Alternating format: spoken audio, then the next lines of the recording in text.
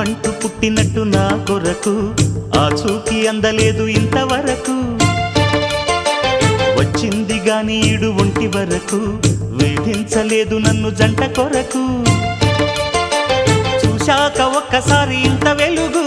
నా వంక రాను అంది కంటి కునుకు ఈ అల్లరి గారడి నీ లీల అనుకోనా నీ పేరు ప్రేమ అవునా ఇవాళే నిన్ను పోల్చుకుందా